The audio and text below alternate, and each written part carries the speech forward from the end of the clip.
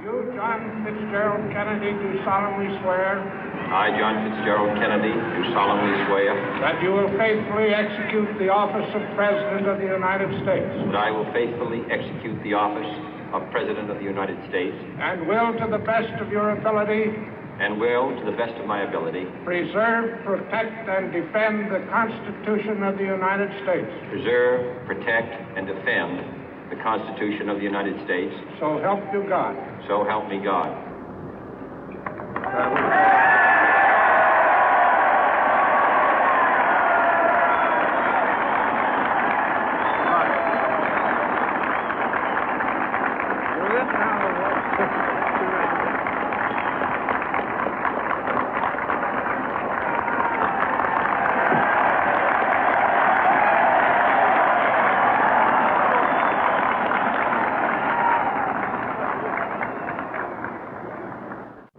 Vice President Johnson, Mr. Speaker, Mr. Chief Justice, President Eisenhower, Vice President Nixon, President Truman, Reverend clergy, fellow citizens. We observe today not a victory of party, but a celebration of freedom, symbolizing an end as well as a beginning, signifying renewal as well as change. For I have sworn before you and Almighty God the same solemn oath our forebears prescribed nearly a century and 3/4 ago. The world is very different now, for man holds in his mortal hands the power to abolish all forms of human poverty and all forms of human life. And yet the same revolutionary beliefs for which our forebears fought are still at issue around the globe. The belief that the rights of man come not from the generosity of the state, but from the hand of God. We dare not forget today that we are the heirs of that first revolution. Let the word go forth from this time and place to friend and foe alike that the torch has been passed to a new generation of Americans born in this century, tempered by war, disciplined by a hard and bitter peace, proud of our ancient heritage, and unwilling to witness or permit the slow undoing of those human rights to which this nation has always been committed and to which we are committed today at home and around the world.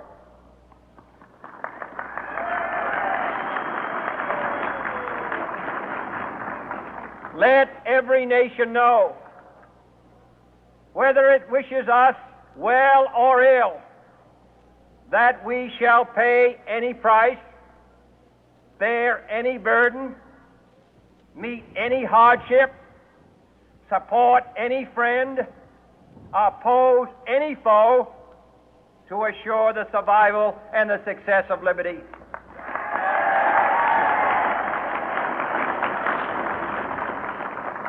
This much we pledge and more. To those old allies whose cultural and spiritual origins we share, we pledge the loyalty of faithful friends. United, there is little we cannot do in a host of cooperative ventures. Divided, there is little we can do, for we dare not meet a powerful challenge at odds and split asunder. To those new states whom we welcome to the ranks of the free, we pledge our word that one form of colonial control shall not have passed away, merely to be replaced by a far more iron tyranny. We shall not always expect to find them supporting our view, but we shall always hope to find them strongly supporting their own freedom, and to remember that in the past, those who foolishly sought power by riding the back of the tiger ended up inside.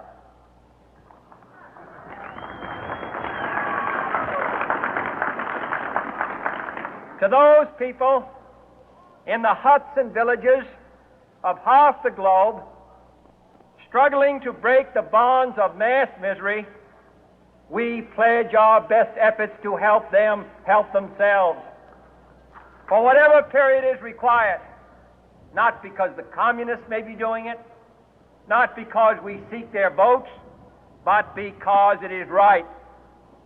If a free society cannot help the many who are poor, it cannot save the few who are rich.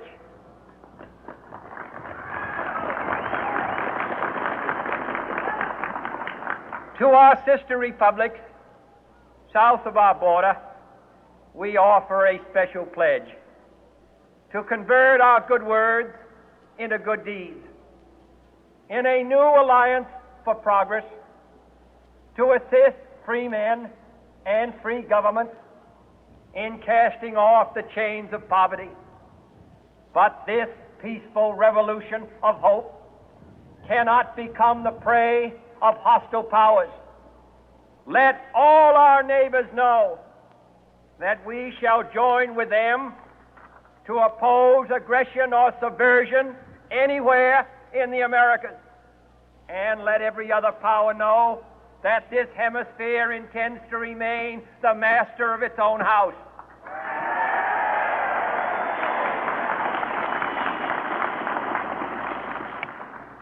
To that World Assembly of Sovereign States, the United Nations, our last best hope, in an age where the instruments of war have far outpaced the instruments of peace, we renew our pledge of support to prevent it from becoming merely a forum for invective, to strengthen its shield of the new and the weak, and to enlarge the area in which its writ may run.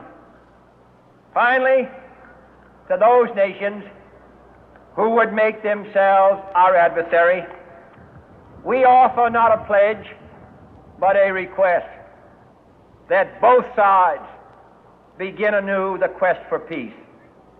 Before the dark powers of destruction, unleashed by science, engulf all humanity in planned or accidental self-destruction, we dare not tempt them with weakness, for only when our arms are sufficient beyond doubt can we be certain beyond doubt that they will never be employed. But neither can two great and powerful groups of nations take comfort from our present course, both sides overburdened by the cost of modern weapons, both rightly alarmed by the steady spread of the deadly atom, yet both racing to alter that uncertain balance of terror that stays the hand of mankind's final war. So let us begin anew, remembering on both sides that civility is not a sign of weakness, and sincerity is always subject to proof. Let us never negotiate out of fear, but let us never fear to negotiate.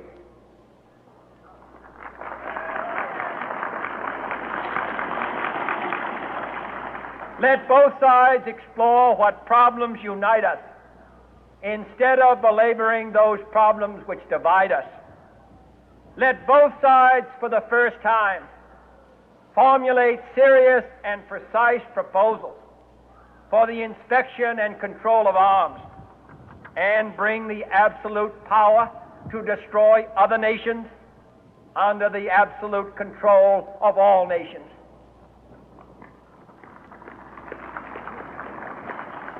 Let both sides seek to invoke the wonders of science instead of its terrors. Together, let us explore the stars, conquer the deserts, eradicate disease, tap the ocean depth, and encourage the arts and commerce. Let both sides unite to heed in all corners of the earth the command of Isaiah to undo the heavy burden and let the oppressed go free. And if a beachhead of cooperation may push back the jungle of suspicion, let both sides join in creating a new endeavor, not a new balance of power, but a new world of law, where the strong are just and the weak secure and the peace preserved. All this will not be finished in the first 100 days, nor will it be finished in the first 1,000 days, nor in the life of this administration, nor even perhaps in our lifetime on this planet. But let us begin.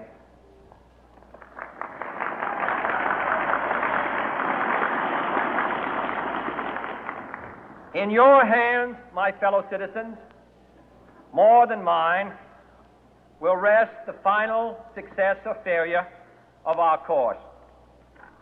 Since this country was founded, each generation of Americans has been summoned to give testimony to its national loyalty. The graves of young Americans who answered the call to service surround the globe. Now the trumpet summons us again, not as a call to bear arms, though arms we need, not as a call to battle, though in battle we are, but a call to bear the burden of a long twilight struggle, year in and year out, rejoicing in hope, patient in tribulation, a struggle against the common enemies of man, tyranny, poverty, disease, and war itself. Can we forge against these enemies a grand and global alliance, north and south, east and west, that can assure a more fruitful life for all mankind? Will you join in that historic effort?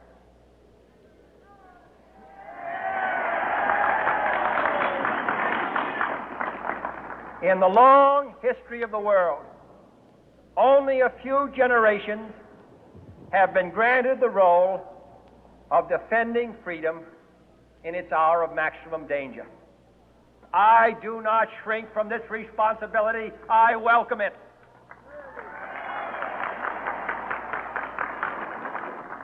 I do not believe that any of us would exchange places with any other people or any other generation. The energy, the faith, the devotion which we bring to this endeavor will light our country and all who serve it. And the glow from that fire can truly light the world. And so, my fellow Americans, ask not what your country can do for you, ask what you can do for your country.